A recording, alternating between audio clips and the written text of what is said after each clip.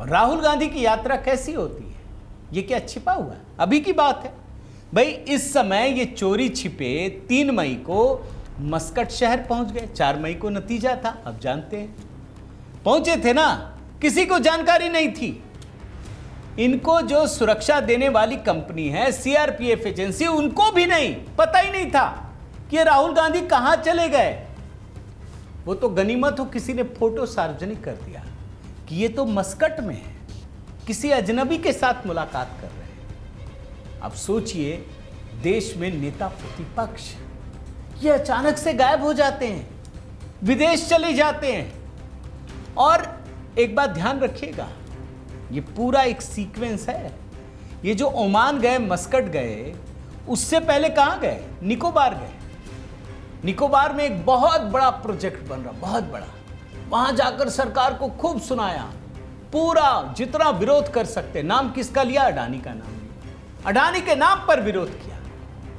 लेकिन हकीकत तो यही बाद में पता चली ना दोस्तों, कि ये जो ग्रेट निकोबार प्रोजेक्ट है, ये दरअसल चीन के लिए बहुत बड़ी चुनौती बन रहा है। इससे चीन को बहुत नुकसान है।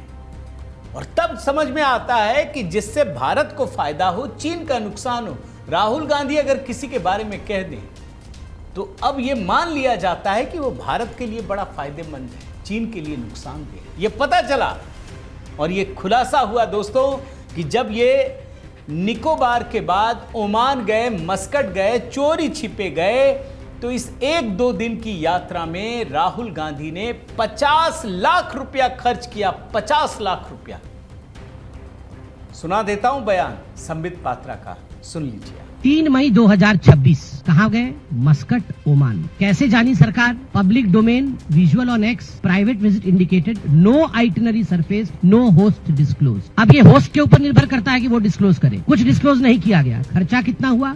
50 लाख रुपया। अब ये सवाल तो पूछा जाएगा ना दोस्त, भाई अगर आप नेता प्रतिपक्ष के तौर पे गए तो छुपने की जरूरत नहीं थी, यह आपकी पर्सनल यात्रा थी, 50 लाख रुपया खर्च किया गया। लेकिन ऐसा तो है नहीं कि कोई पहली यात्रा हो।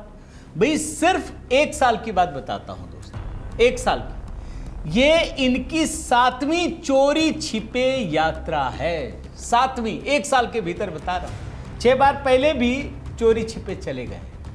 और इस बात की जानकारी कोई और नहीं, 11 सितंबर 2025 को, पिछले साल की बात बता रहा हूं, CRPF VVIP security chief Sunil, उन्होंने कांग्रेस के अध्यक्ष को पत्र लिख करके ये जानकारी दी